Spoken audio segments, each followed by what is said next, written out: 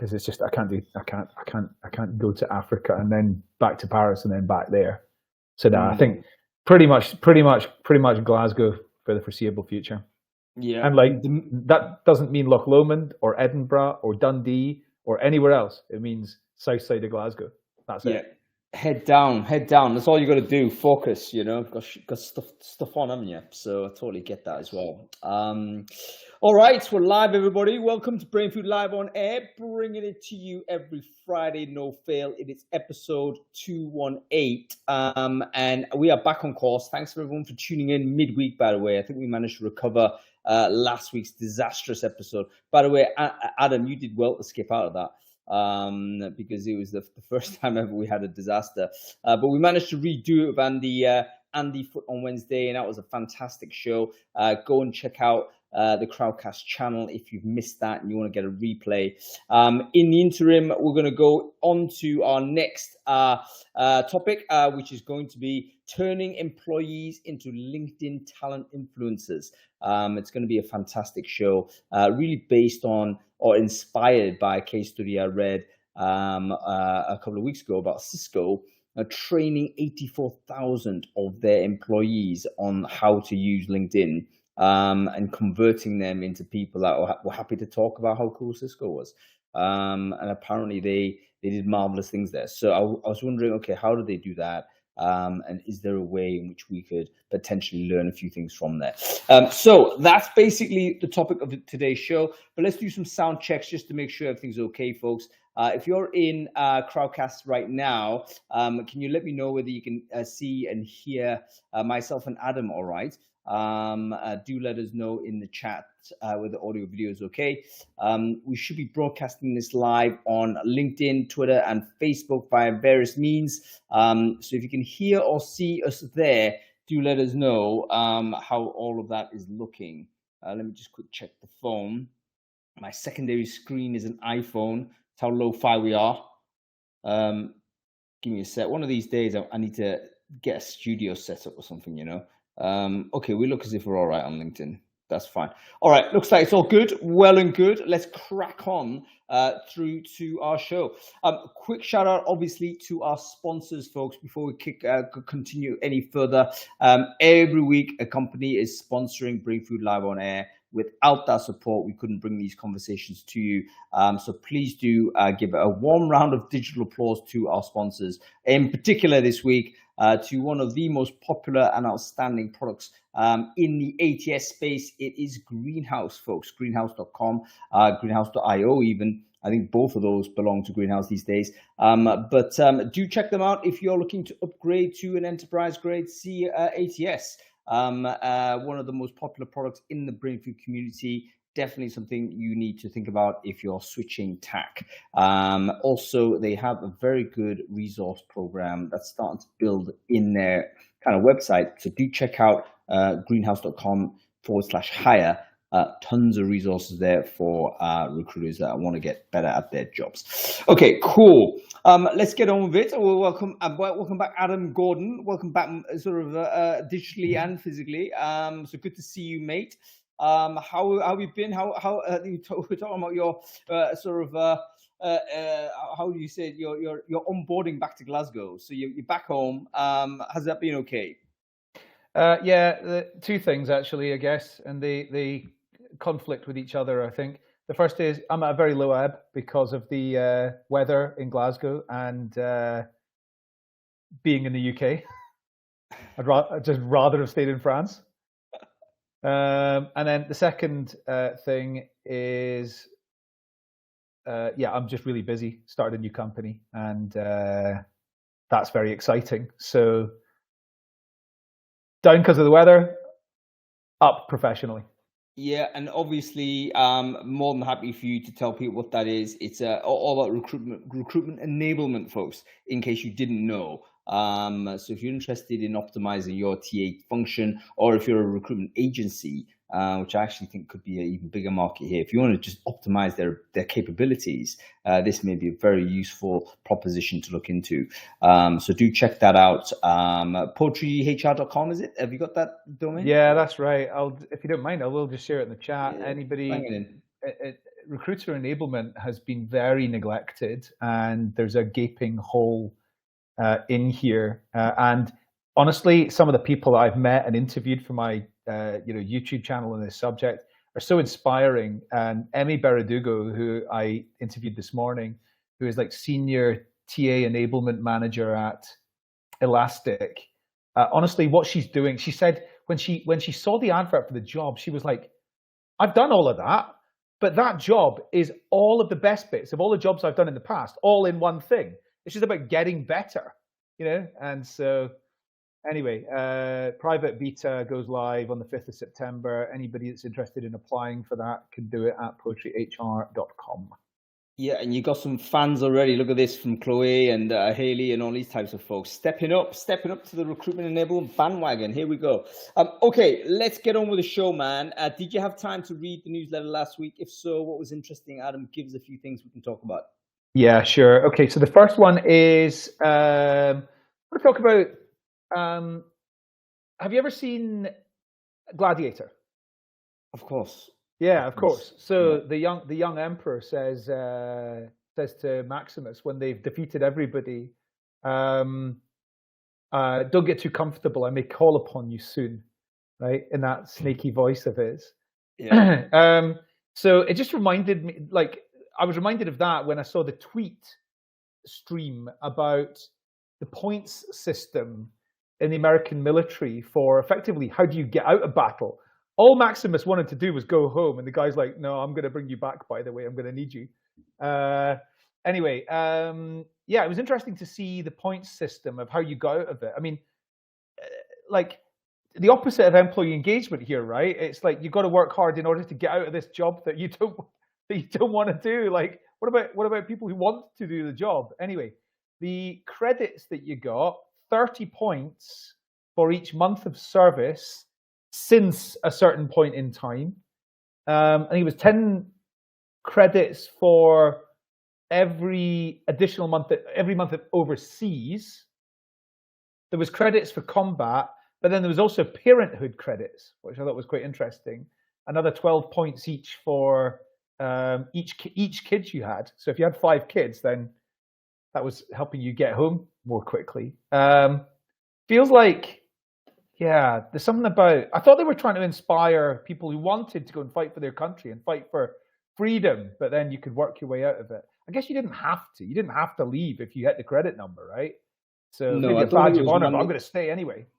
I don't think it was mandatory, but it was one of those, just for people's context, there was a tweet of a picture of an assessment card for US service personnel in World War II. And basically there was a quantified scoring system based on sort of these parameters that Adam described. And it was all about, look, US service personnel deployed in Europe, could you go home after sort of the defeat of Germany, or were you then redeployed to fight the Imperial Japanese Army in the Pacific? And it was one of those, it was a motivational tool for people that did serve a long time, did see combat, and then you were entitled then to leave. If you weren't, presumably there was penalties as well involved in this, by the way. I would imagine if there was a lack of discipline, or you could take some score off, I'm sure that was discretionary for your NCO or whatever it might be, and you might find yourself having to fight another enemy, another thousands of miles away. The reason why I put that in, because I thought, what, that is a way of assessing, but it brings to mind sort of the serious business that's involved in how we assess people, a life or death type scenario. And yeah, I thought it was very, very poignant. So anyway, do check that out if you want to think about how we assess people and what that might mean. Yeah.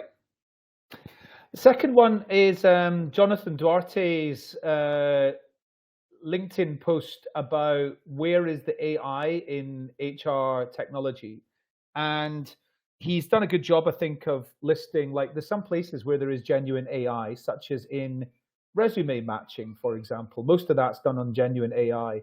However, most of the focus of what he's put in here is just to point out automation is not AI. And a huge amount of the times that companies have said they've got AI baked in, they don't even know what they're talking about. They don't. They just don't. They've got workflow-based, if this, then that methodologies, which is not artificial intelligence. And see, at Candidate ID, we were absolutely strict about this. We did not describe that as an artificial intelligence-based product because it was not one. The AI that was in there was powered by other organizations, and I think within iCIMS, it's probably dripping in AI now, but it certainly wasn't when we said it, and we were very, very strict about saying this is an excellent automation product. And there's other vendors out there who should really be a little bit more transparent about what they're actually doing. And in fact, the next product that I'm building is going to be dripping with, it already is dripping with generative AI, but there is not a chance we're going to use that term because apart from anything else, I think it's an absolute cliche now as well. So get off the bandwagon, cut it out. It's table stakes. Do you know what was interesting about Jonathan's observations? And by the way, I had a chat with Jonathan online about this, and he confessed to being quite a lurker stroke observer on the internet generally, but he's actually now stepping into the fray because he thinks it's actually very important. So I'm personally delighted to see this, because Jonathan is a very intelligent contributor to the industry. So great to see great visibility from him. But he actually observed made a really interesting observation, which was an advancement upon this confusion of AI and automation, because he was thinking about, you know what, the problem with companies overemphasizing their AI-ness is that it might just expand the scope of legislation, of legislative scrutiny onto a larger number of HR products where in fact it shouldn't be there. So for instance, right now we know in the US, certainly I think in New York, for instance, Jacob Sten-Madsen recently shared something in the group about one of the first cases actually that a discriminatory action has been taken by a person who felt that AI is discriminating against them, etc. But if you call yourself AI, you put yourself as a big target for this legislation. And suddenly you might then need to do AI audits and stuff like this, for instance. Whereas in fact, if you just stuck to it and said, look, we're just an workflow automation tool, presumably you will not have to go through that process. So it might well be that we are HR vendors or recruitment tech vendors are kind of feeling the pressure to sell hard and AI up their product, but inadvertently exposing themselves to legislative scrutiny, which isn't actually mapping to what their product does. So it's a very, very interesting observation by Jonathan, worth bearing in mind. Obviously, someone you need to be following. Angela, you are late. That's unacceptable. What are you doing? Good Lord. Right. Okay. Give us one more, Adam. Right. Okay. Let's talk about the benefits of using data to inform your diversity, your ethnicity recruiting efforts. So this was an essay by Lily Zheng in Harvard Business Review, kindly made available to us. That website must be illegal, is it not? It's going to get stamped out. That one you used to nothing get behind nothing I do is illegal, Adam. Come on. Okay. Really useful article to if, like me, you're not good enough in this area. A couple of the do's were things like, yes, absolutely, use racial data to inform your efforts, aggregate this to preserve anonymity, so that you don't use the group level insights, but there's not individuals that are being like spotlit in this. Draw upon your racial data to identify inequalities and disparities within the recruiting process and within things like internal mobility, and in management and leadership and pay related areas. It's not a difficult read. So for somebody like me who I spend as much time as I can, that's a terrible thing to say. I need to know a lot more about all of this, and I try to learn as much as I can about it. It's quite easy. Sometimes it gets too complicated for my brain to follow. It's quite straightforward and really, really digestible. Yep, cool. It's actually really interesting. Again, this is kind of driven from US-based legislation, but it's going to cascade into sort of the rest of how we do recruiting in the rest of the world, I think.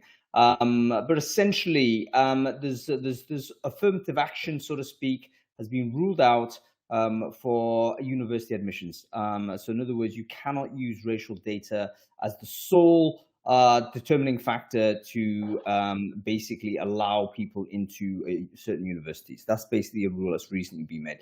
Now, the theory is, okay, if that's going to be the case in academia, that's going to set a precedent. And in fact, it's going to cascade through to professional work, because there's going to be people who might find themselves at the wrong end of decisions of this type and then start suing companies to say, listen, you've discriminated against me according to race. So anyway, there's loads of conversations that are starting to emerge now to kind of teach TA and HR how to navigate this space, because I think we all do want to have greater equity in the workplace. We all want to be legislatively compliant, but we also want to do so in such a way that we aren't actively discriminating against people on something that is unrelated to the work that they need to be doing. And so hence, Lily has written, I think, a very, very interesting essay on this. It's not a preachy one, so I know a lot of people might get turned off by admonishing type of content that just teaches people to do better, quote unquote. It's not that. It actually gives you like some really practical, okay, here's a framework that I can make this work and do so in a more equitable way. And it feels to me like it might actually be a progressive step in any case, because it seems that it feels fairer to me when you look at it, and it looks more practical also. So do check it out. I think that should be a mandatory read. Okay, can we just like 15 seconds, one more? Go on. That stupid Dear Timmy letter from your former work family. What's stupid about it? I mean, like, who cares? It's just no. It was good that you included it because it's funny, right? It is funny, but like, who cares if somebody calls their people a family or a something else? Like, it's just fluffy nonsense. It doesn't matter. I don't think it matters at all if somebody calls them their work family or not. Your work colleagues is not a family. Nobody thinks it is unless they've really got like no grip on reality. Yeah, sure, it's not a family, but it does not matter. Here's the question: does it matter? Does it matter, folks? And I don't want to get into a debate about them on this right now, because I think it might actually be a very good topic for a future show. Like, how are we meant to describe an organization? Some people like to say, hey, we're a company. Other people say we're a team, we're a tribe, we're a family. Are those metaphors wrong to use in what is a contractual relationship? Adam thinks it's complete trivia. However, I think other people say it does matter. Vicky's saying it does matter. Like, are we misrepresenting the relationship? I think that's part of the problem. So one of the things I thought this piece was really good. It was a satirical letter, obviously. If you want to laugh, go and read it. But essentially, it was a Dear Timmy letter, and it was a family evicting Timmy, their son, due to economic conditions, and it was basically saying, look, if it really is a family, this is the sort of thing you might have to write. And I thought it was really interesting. Adam, I think you're very much in the minority. However, there's nothing wrong with being like a kind of a free radical on the edges of acceptability. So that's all fine. We'll have this conversation at some point. I think it's excited the audience there, so we'll definitely do that. Anyway, we have to move on. Let's talk about employer branding. Let's talk about how you convert people into LinkedIn talent influencers. Let's get our crowd onto the scene, and we'll see what's what. So we have Vicky. Let me just grab Vicky real quick, because I've got to just chase the chat down here. Main stage. I'm sure Big Rich is here as well. Back from his holiday. Big Rich Bradley, there he is. Boom. Back from his holiday and straight down Brick Lane. Is he in Brick Lane? He was last night. Why are you in Brick Lane? And if you are in Brick Lane tonight, Rich, hit me up. I'm out and about tonight, as I have been every night this week. I'm absolutely knackered, but I have to keep going out. So let's see how we go. There she is. There's a marvelous Vicky in what looks like a marvelous patio of some type. So certainly a better location than me. There's Richard as well. Great stuff. Marianne Jarzak is coming on. Let's do some quick introductions. Vicky, would you like to quickly introduce yourself? Who are you? What it is you do? Yeah, so I'm Vicky. I've looked after the employer brand and EVP teams at Currys, BAE Systems and Boots over the last 8 years. Fantastic stuff. And making your debut on Brainfood Live, I think, Vicky. So very much welcome Thank to you. We have Richard Bradley here as well. Rich, can you quickly introduce yourself? Who are you? What it is you do? Hi, Hung. Yeah, of course I can. I'm Richard Bradley. I have been in the RPO talent space for about the last 25 years and continue to make things up as I go along. Oh, wow. Hey, Rich, I think it could be a kind of a dodgy wire on your mic, by the way. I think it's Marianne's, actually. Is it Marianne's? Okay, yeah, it might be you, Marianne. Sorry, just to get, that might be a useful thing to do. So Marianne, can you hear us? Oh, we can't hear you. We can't hear you now. Unmute yourself in some way.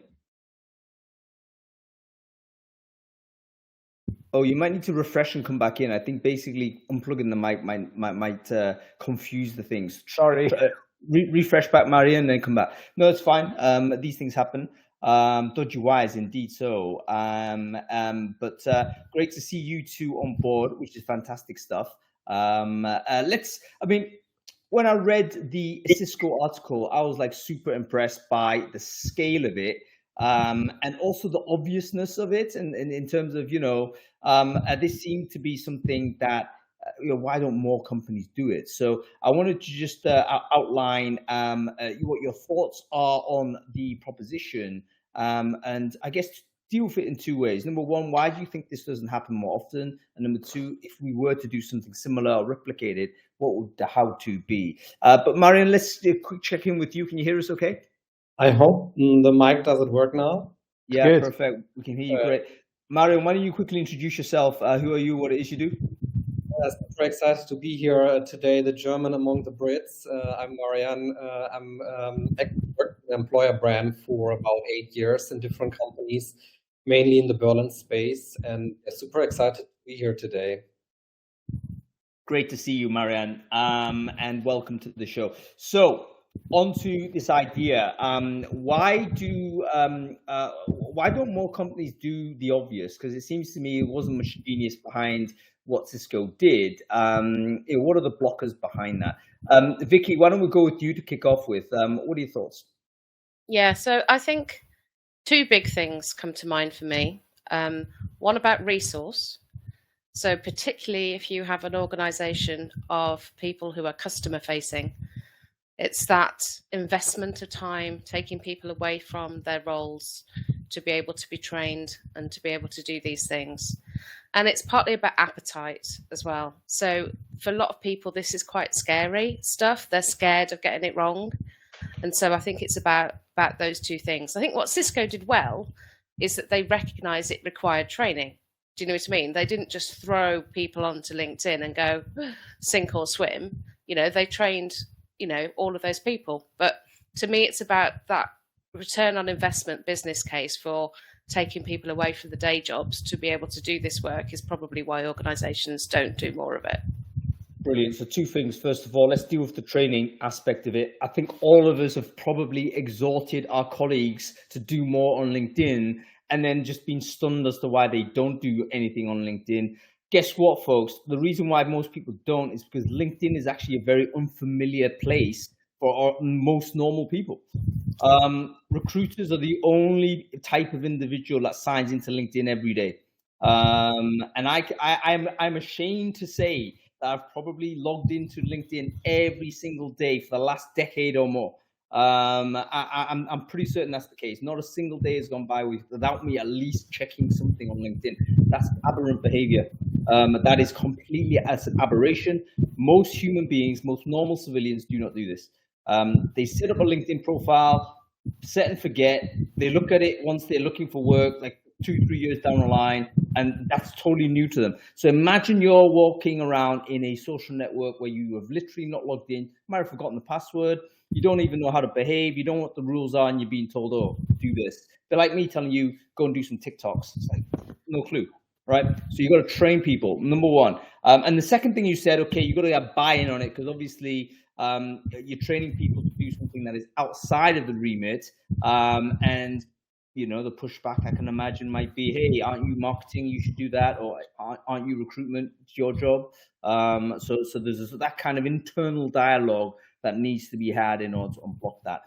Okay, what other reasons might there be for why this doesn't happen more often? Let's go with you, Marianne. No, I think I would actually agree with Vicky. I think, one main reason, at least from my experience, is really also this fear of losing control. I think, this probably can apply to like larger organizations, probably not that much to startups, but from my experience, as soon as they scale up, there's, at the first stage, this very fancy thingy about IPO. Everyone gets afraid, what employees are going to tell externally about the company, and they want to regain control.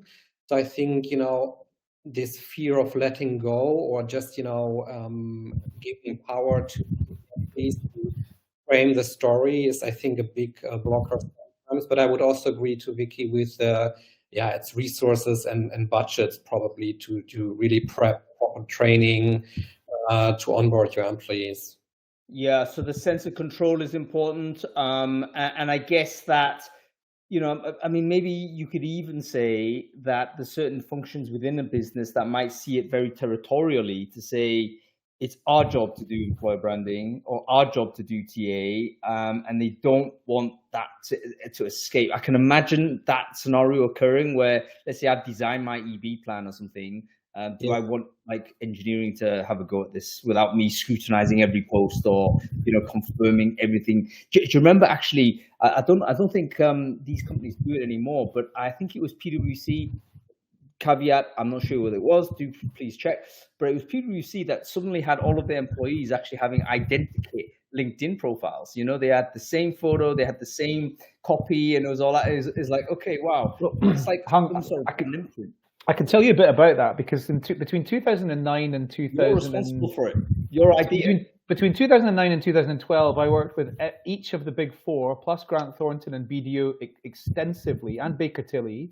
That was the top 8 firms in 7 firms in the UK, maybe the world.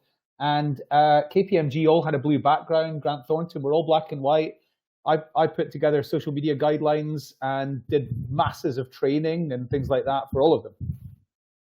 Yeah, so that might have been it. Like you're responsible, Adam. For some of it, I am.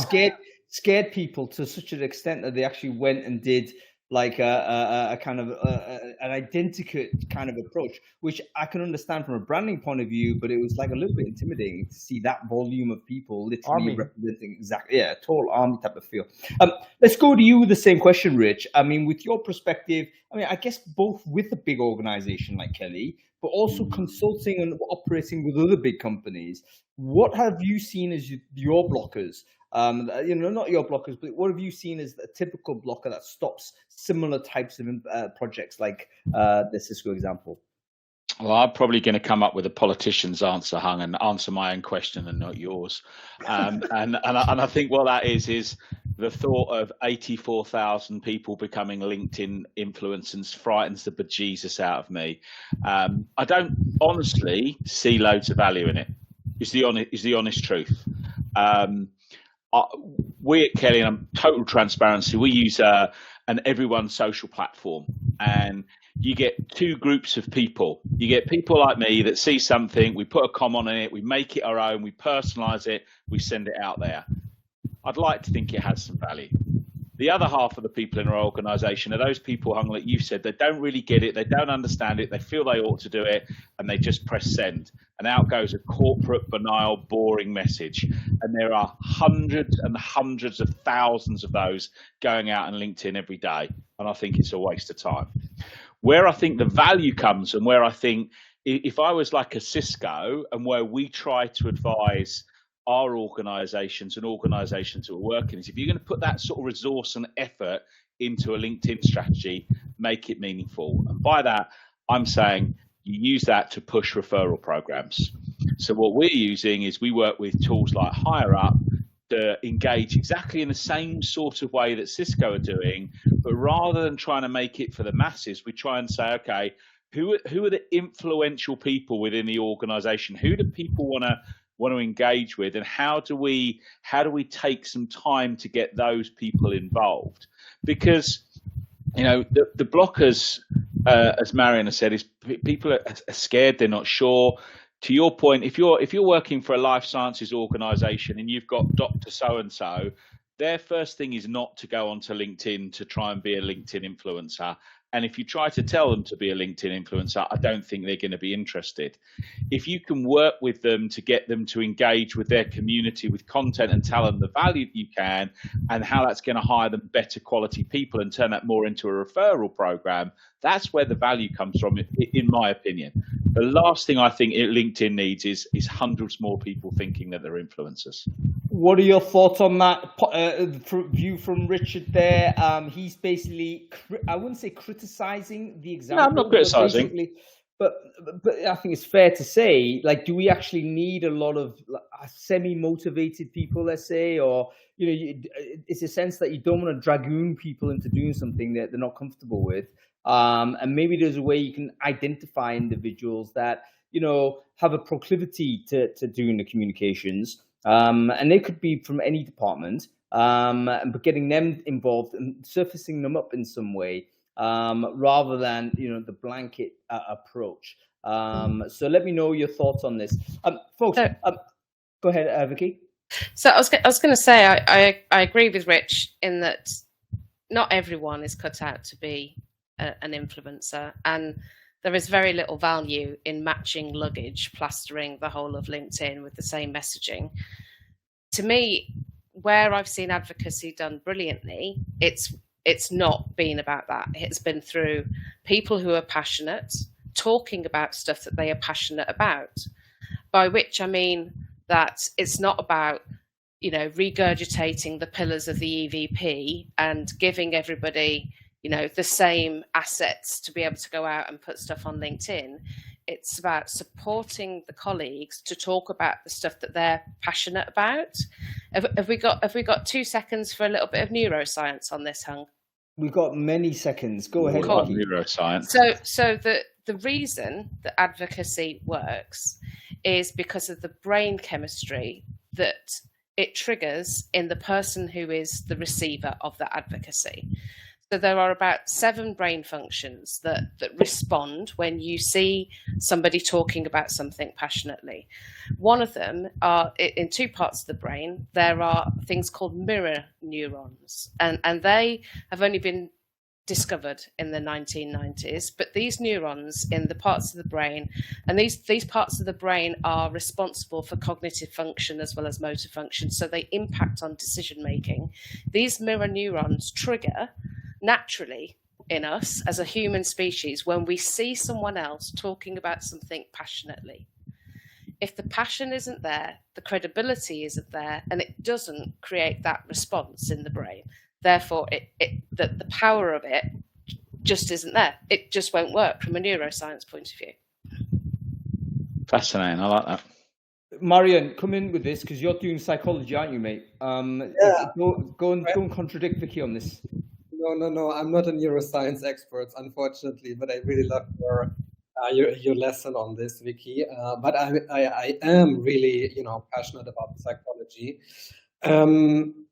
Well, in my opinion, I absolutely agree with Richard and Vicky that you need to have like the right people, talking on behalf of your brand, and it needs to be authentic and credible. And obviously, you don't want to, have all employees just send out these corporate mouthpiece messages. But I do also think to kickstart something, in the direction of employee advocacy or brand ambassadorship, if you're in a very, let's say closed organization or, an organization which, haven't or hasn't, started this path yet. I think it's a legit way, to start with these messages and slowly engage employees in sharing this. Because I think what we also need to keep in mind is that there are so many cultural differences on how people communicate or how active they are with social media. I was just thinking about this, before I joined this conversation, because, I think we all know it.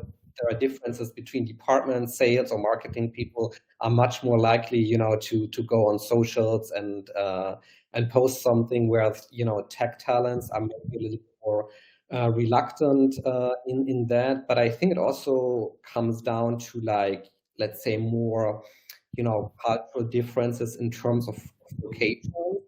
Because, I always worked in organizations where there were a lot of experts from the US or UK, and I was always so happy with them because they go out there and they post and they, spread the positive word of mouth.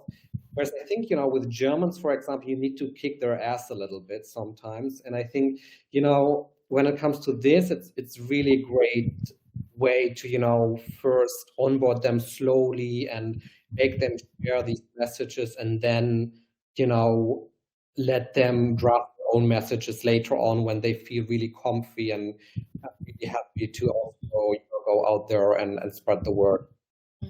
I think there's something to be said for that, the comfort zone. Is start with the comfort zone. The way we approached this at Boots was we started people off with a focus, with inspiration around the CSR agenda. Okay, so it was around the work that Boots does with Macmillan Cancer Care. So there are all of the number 7 advisors in stores are trained in how to give makeovers for women who have just been through chemo, etc.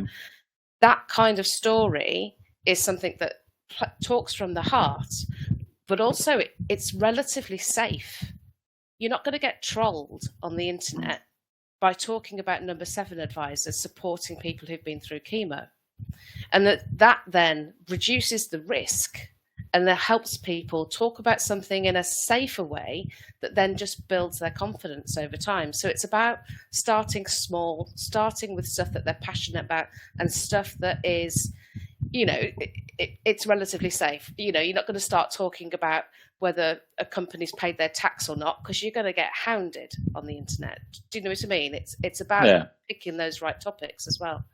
Yeah, I mean, Vicky, I'd say that that resonates with me really, really well. And I think that's a great example. And look, Hung will know me well enough to know that I always try to be a little provocative and always try and stir the pot. And, do I think there's value in it? Of course I do. But I think, Vicky, you've pulled out some really important points. And I've seen a number of people use the word authenticity in the chat. And I think, for me, if you've got 84,000 people sending out a corporate message, please don't do it. Just use your assets and your resource in a better way. But to your point, if there's a really good message within the organization that is authentic, that is personal, and people can reach out in that way, I think there's tons and tons of value in that.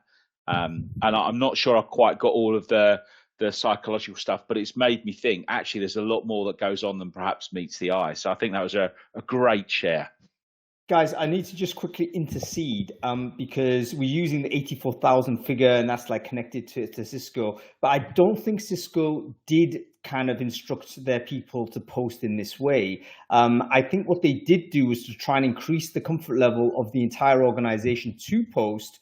And I believe they gave them, if you like, more license in order to activate if they wanted to, which is kind of where we're going. So I think we all agree, if we have the 3-line whip coming from the top to say, everyone share these assets and post it about, generally speaking, that's just noise into the internet, and no one wants that. And it's actually very ineffective. And it's disaffective for the individual user, and no one likes to see that type of the stuff replicated through for no purpose. But the idea of up-leveling or just increasing the confidence level of the entire organization in order to post if they wanted to, I think is a really valuable kind of concept to keep in mind, because you're not saying, only marketing can say this or only EB can say this. Anybody who's an employee of the company is ipso facto a representative of the company, and you're entitled to do so. But here, why don't we give you some training in order for you to feel comfortable to do so if you wanted to? I think that's a very easy message to understand, and hopefully, one of the things, if we can achieve one thing in this conversation, we could kind of change that view from, hey, just using people as distribution sort of amplification channels, which is not what we want. Adam, you saying something? I think no. No, except I do want to just give a bit of personal promotion out there. I've posted three I posted three links to things that I've written about this subject, and I draw your attention, if you're in cash or treasury management, to the article "How to Be Magnetic and Compelling on Social Media to Attract the Best Treasury Talent," which is one of my favorites from March 2017. It's an interview with the editor of that publication. So please go and check that out. This is, I've never seen such shameless self-promotion. I'm a self-promoter anyway, but you're dragging stuff up from 2017. It's only a joke, because it's about attracting the best treasury talent for Cash and Treasury magazine. Any content from 2017 is completely defunct by this time. No, it's classic.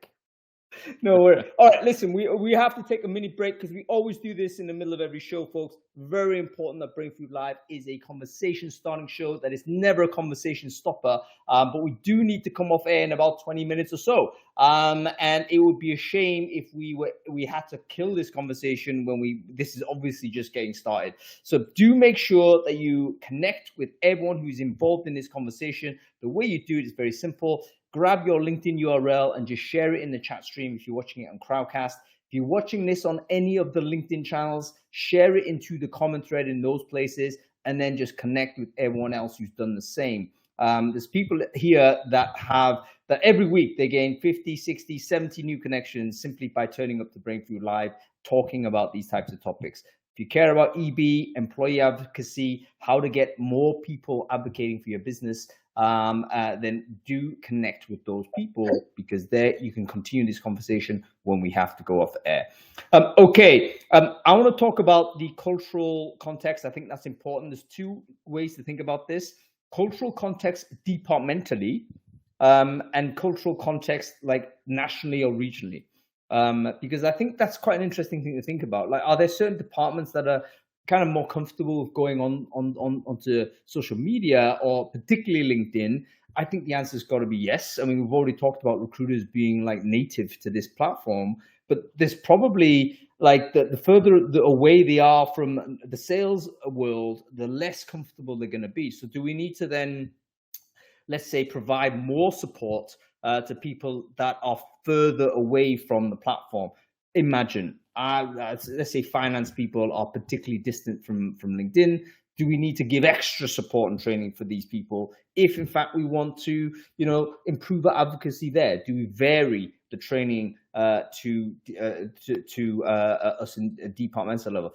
And the second point, which we'll deal with a bit later, do we look at regional kind of or kind of national stereotypes, not in a bad way, but as a persona, and just assume certain types of culture are going to be more able to have these types of conversations, other parts certainly not. Maybe we need to be culturally sensitive that way, and how do we get the best out of that?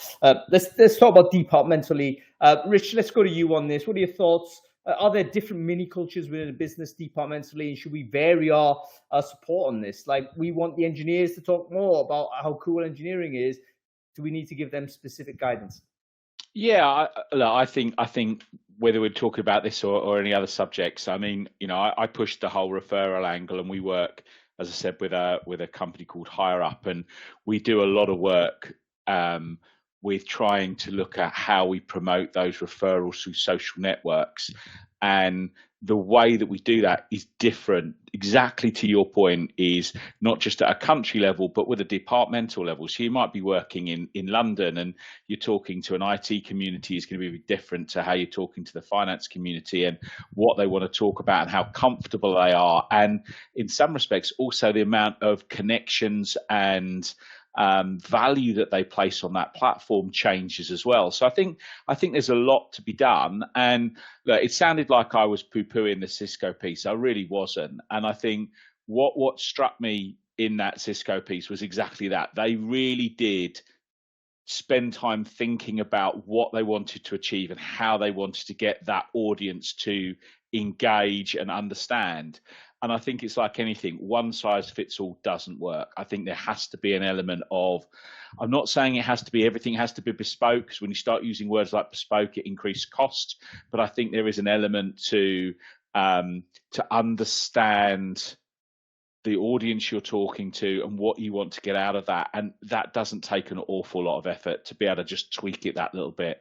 And I think that's great. And Marian's already alluded that Germany will approach things in a very different way to perhaps the English or the French, or maybe even those that are up in Newcastle, which is a country to its own, Hung, as we all know. They are indeed, but I think the Geordies would be good at this, to be honest. But yeah, different stereotypes. I think there is national, what is acceptable, what is not acceptable. Those things, there are cultural differences that way. I think that's normal.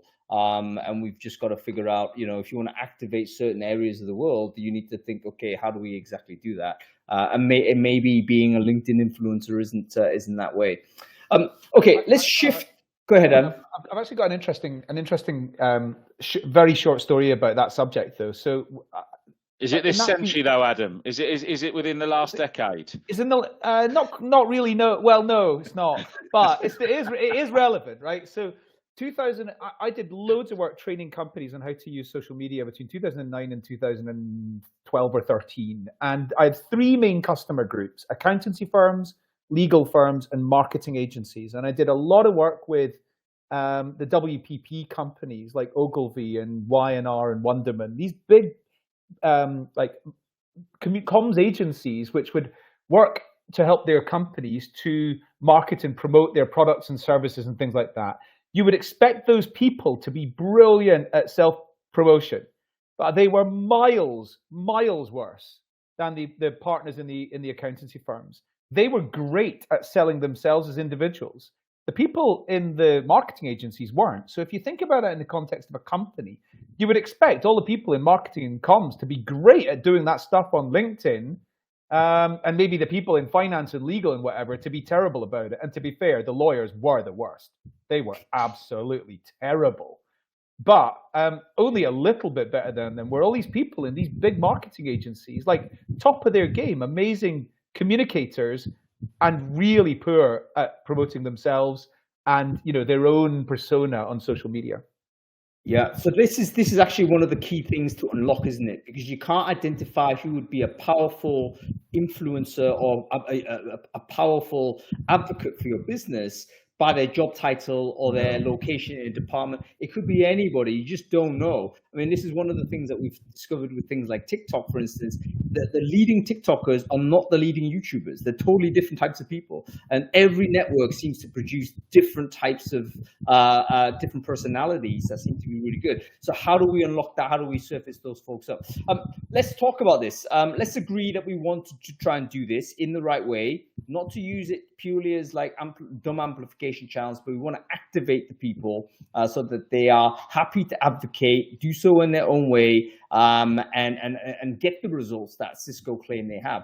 Let's take it as read that Cisco did get this, and they had some really interesting stats to share, didn't they? They said something like they cut their time to hire significantly, cost per hire went down, the rate of hire went up, all of these things that you might expect to happen from effectively a referral scheme supercharged by having a lot more people advocating for brand. So we're coaching a TA person that is going to do this. It's not about, they've decided, they've committed, they're going to try and implement employee advocacy. What advice are you going to give those people? Let's go around. Vicky, let's go with you. So this links a little bit to my point, would link a little bit to the last one around culture. I think you're gonna get more people coming forward if they see their leaders walking the walk. Yeah. So culturally, if they don't see everyone else doing it, then they're not sure if it's allowed. We need to remove that idea about whether it needs to, whether you need permission to be able to do it. So we've talked about the tools to unlock it. And we've talked about making sure it's from the heart. I think it's also about seeing leaders getting involved as well. Right, really powerful. Hat tip Stuart Machin, the CEO of Marks and Spencer's, who does a weekly newsletter on LinkedIn. It's like, honest. It's like, here's what's going on in the company, and therefore my priorities as the CEO of M&S. you know what? I think that visible leadership is such a coming thing now. I mean, the idea of a CEO or anybody at C-level being very much just internal business operations, I think we're in a different world now, aren't we? We expect to see the voice of the person, for them to have opinions and for them to be visible. And as you say, Vicky, that is a demonstration of what the person's talking about. You're going to feel more motivated to get involved in this discussion if you see your leaders do that. Even if your soft start, for instance, might just be commenting or liking something that your leaders put out there. That's how typically most people start. You don't just cold start and write a massive essay. You get involved firstly with the soft stuff, a thumbs up emoji, and then a bit of comment, and then at some point you post your own. So leaders need to go ahead. So maybe that's the first conversation an EV person needs to have, is to just quickly have a look at who the leadership is and do they have the appetite. And then if they don't, maybe that's the first conversation you have to see whether it's actually a viable thing at all. Brilliant, Vicky. Okay, how about you, Rich? One bit of advice you're going to give someone who's already committed to this idea? Just keep communicating. I think one of the big things is people start initiatives. It seems like a really good idea, and then it goes quiet, and then people don't see it's there. So keep communicating, keep talking to people about it, keep encouraging people, and make sure there's visibility of when people are doing stuff, that it's called out in a positive light. So again, to Vicky's point, there's that positive reinforcement, and there's a view that, not that this isn't going to go away, but actually this is something that's going to become part of our DNA, part of the fabric of what we do. Really important point. So it's the permanence of the idea, right? So it's not just a campaign, quote unquote, because guess what? Whenever like marketing or TA come up with campaigns, I think most employees of the business just like, this is over in 2 weeks. I've got work to do. Absolutely. So you've got to think, you know what, we're culturally changing the company. We're going to be more open, and we're going to be engaging with the market in a much more transparent way. And that means everyone's empowered by that. So you've got to give it a sense of this permanence. And one of the ways to do it is to give updates, reports on what's going on, and indeed amplifying or highlighting those people that have in fact behaved in the way in which you want to see. So that's just amplifying the rewards and making sure, shouting them out and all that type of stuff. Very, very good. Okay, Marian, your thoughts on this? Yes, I think I would absolutely agree. Leadership buy-in, make them act as role models, then consistency and communication, like Rich said. And I would probably also add, to have some proper training, but, think in a global way, but act in a local.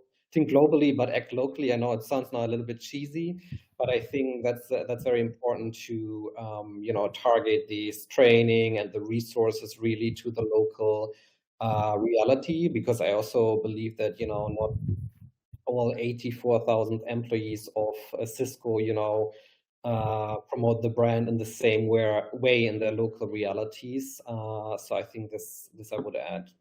Yeah, so the training comes back to the first point, and actually Janae, I think it is, Janae, I believe, is talking about where is there the resourcing for this. Folks, if you know, please put it in the chat stream. Obviously, sign up to Brain Food, but I don't think there's a lot of training on social media there. So I'd be interested to know if there is a well-known resource where people can get access to this.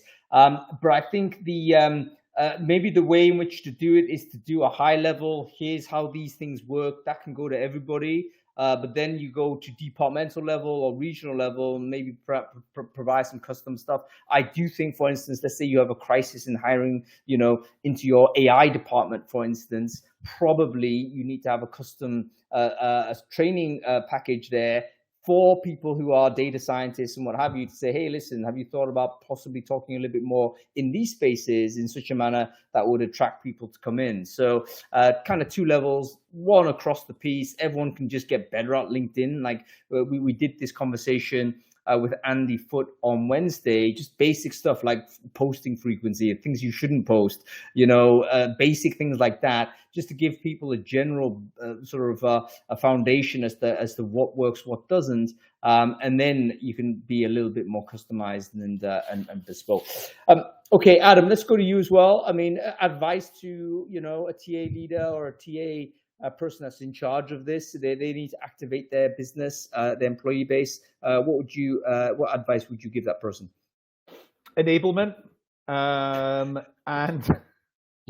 we have to ban you from the show, man. It's like, I mean, it's the truth. Yellow card. Create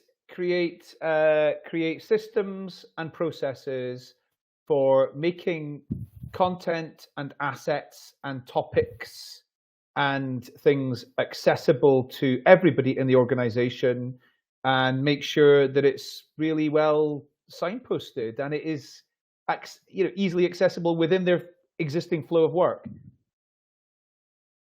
I think that's actually relevant. It kind of sits in between the two things we want to talk about.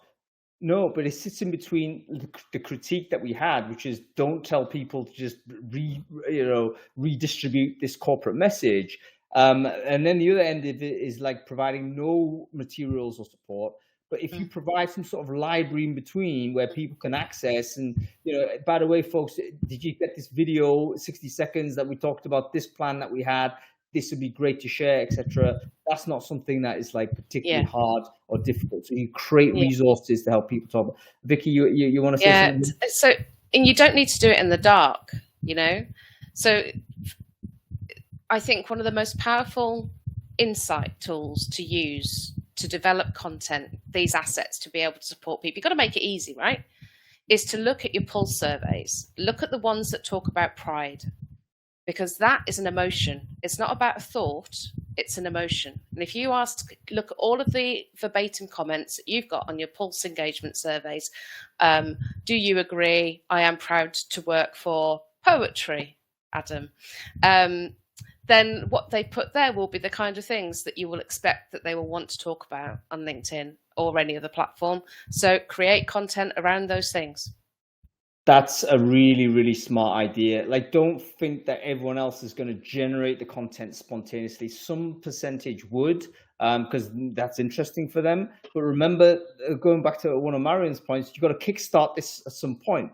Everyone was a cold start on social media, right? Whoever it is, and I would include myself in this, and even Adam, who are probably like these days quite super prolific. But there was once upon a time where I was like, what do I talk about? What do I post?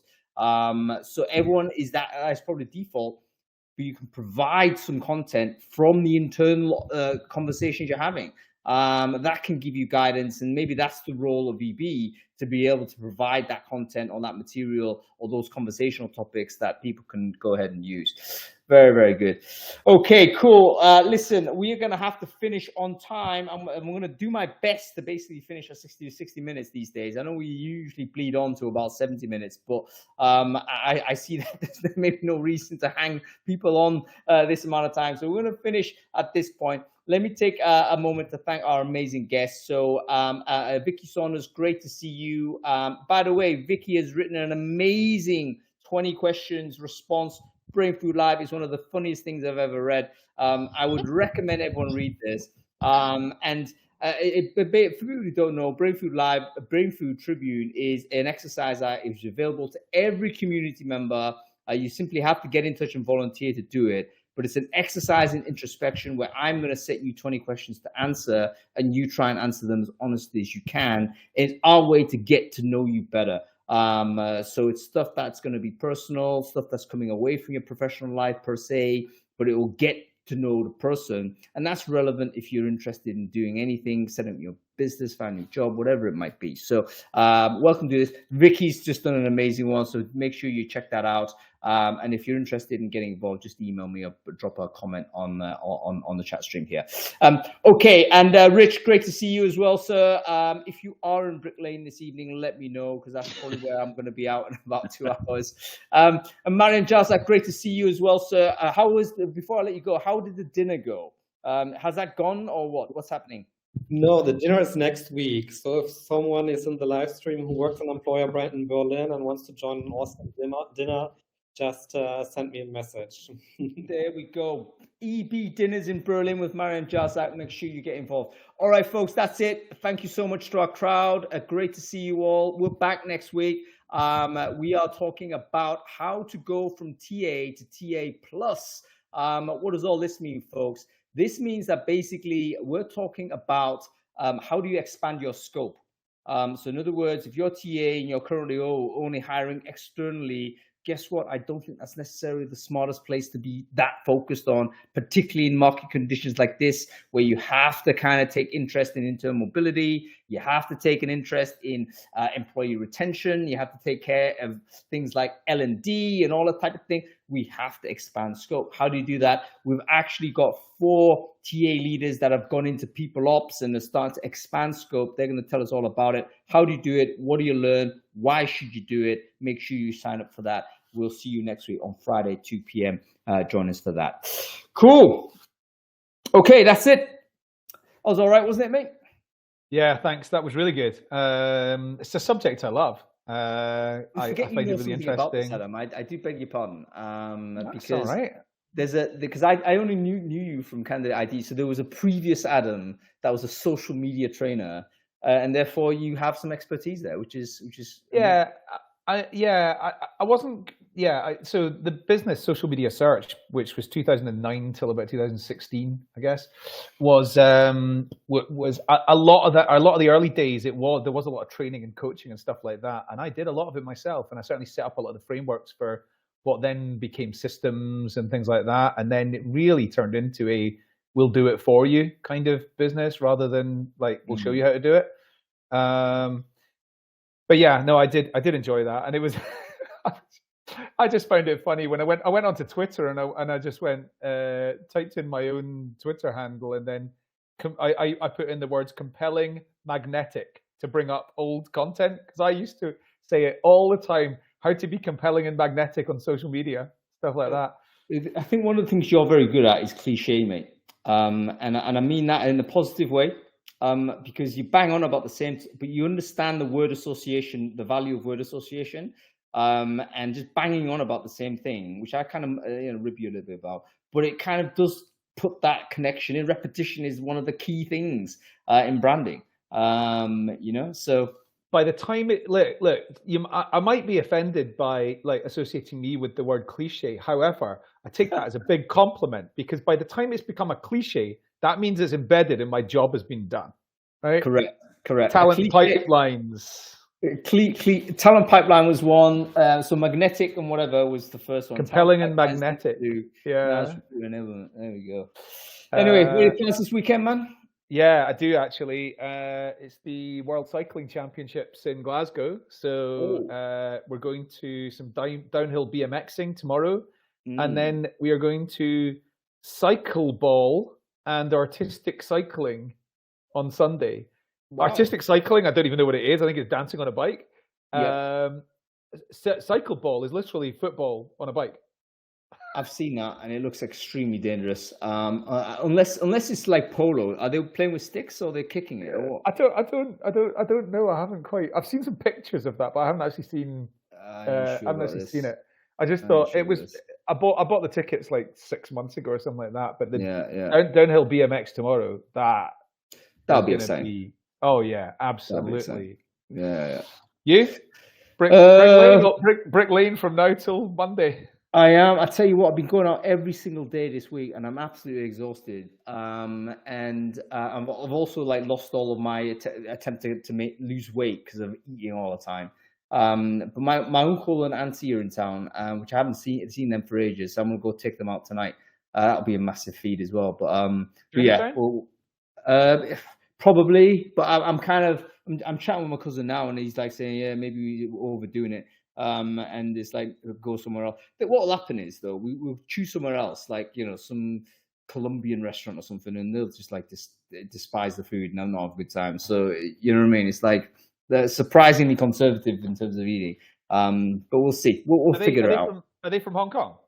No, well, originally yes, but they're actually from the northeast. So right. They've very rarely come down to London. Just come down now. I think my uncle's finally retired, so essentially, pop down and see his son, which is my cousin, and we're going to go out and we'll catch up. So that's the plan for tonight. I just wanted to know if somebody like from Hong Kong comes to Chinatown in London, do they go, this is not real Chinese food, or do they go, yeah, no, this is pretty close. It's pretty close. I mean, to be honest with you, it is. Obviously there's different levels. None of the buffet stuff you would see too much in Asia. But it's so cheap, it's ridiculous. I was there yesterday, and you could like pile up a takeaway box for like £7, and you see all these people piling in, and okay, listen, peak food, you got to go for it. But yeah, I mean, Chinatown's pretty legit, man. There's lots of decent places there. Yep. Right. Enjoy. Take it easy.